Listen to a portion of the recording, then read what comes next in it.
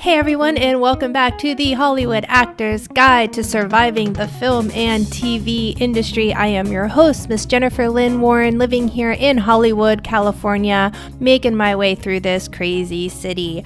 First up today, we have a listener question from Adrian Williams. Hey Adrian. Adrian, I met at my alma mater, which is IUP, the Indiana University of Pennsylvania, where I got my bachelor's degree in theater and where Adrian is currently studying and performing in their production of Pippin. So break a leg with that, Adrian. His first question to me was, well, his two questions, I'll just read them back to back. He asked, looking back, are there any additional steps you wish you would have taken before you graduated? And if any, are there any choices you made in school that you believe led to your success? Which are great questions because this gets down to the meat and potatoes of, is it worth it to go to a college to get a bachelor's degree in theater if you want to become an actor? And this is a highly polarizing topic because if I could go back to being 17 and making my life choices, no, I would not have gone to college. I would have gone straight to Los Angeles and started studying here. That being said, however, I do not regret going. I feel like some of the foundational acting skills that I got at that school more than prepared me than any other actors that I see just moving to Los Angeles without a clue where to start, because I had such a grounded understanding in the Stanislavski method of acting. And a lot of actors out here don't even know who Stanislavski is. Actually, I wouldn't say a lot, but many of them. And so I'm far ahead of the competition in that because that is the foundational method for actors.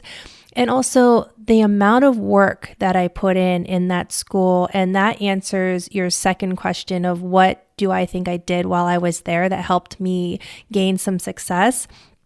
And that's the fact that I did every play, every musical, every dance piece, every single class that they would let me take, I was in it and I was there full time. Like my class lived at the theater. We wanted to be nowhere else on campus. We didn't want to be at the bars. We didn't want to be anywhere. We wanted to be there performing as actors.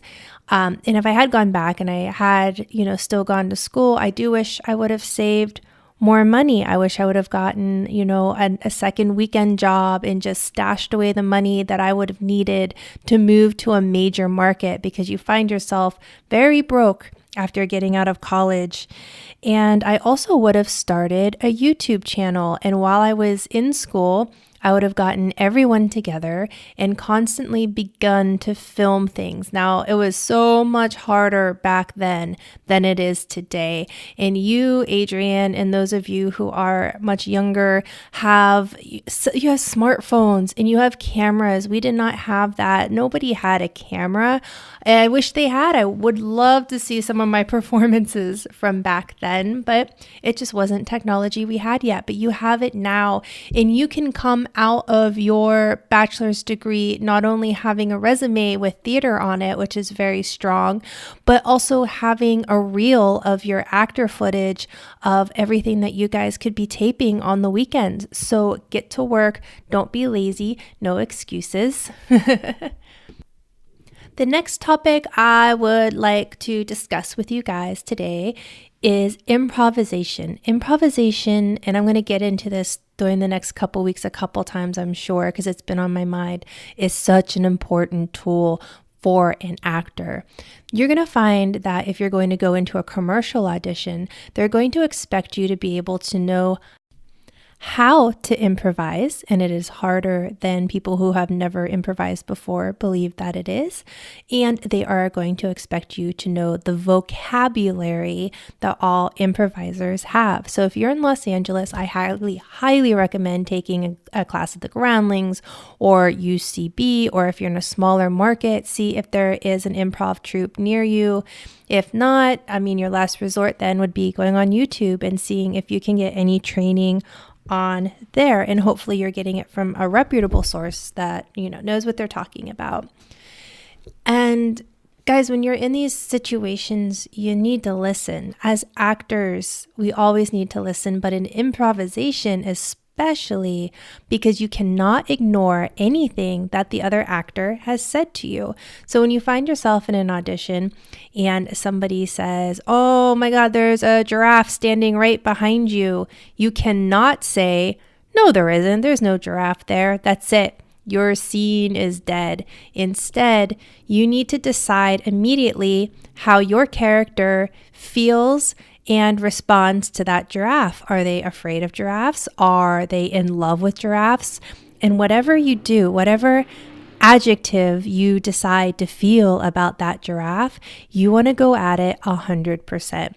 So if you decide your character really likes giraffes, it's not strong enough. Your character should love giraffes, and not only love giraffes, they should love giraffes on a level that is almost uncomfortable how much they love giraffes, because then you're going to have something to play. You're going to have this action of this character, no matter what else happens in this scene, is all going to come from this obsessive love they have of this giraffe. And I do find that choosing love over hate or fear tends to make for funnier scenes in improvisation and tend to be easier to play as an actor. So always go for the love if you're unsure, which direction to go, because your character work is always going to be in your behavior, right?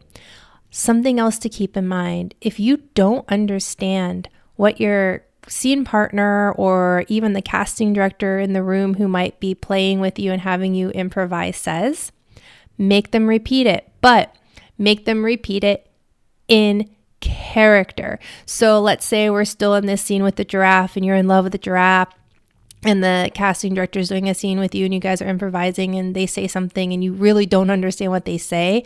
You can say something like, "I'm so sorry, I couldn't hear you over the love I have of this giraffe.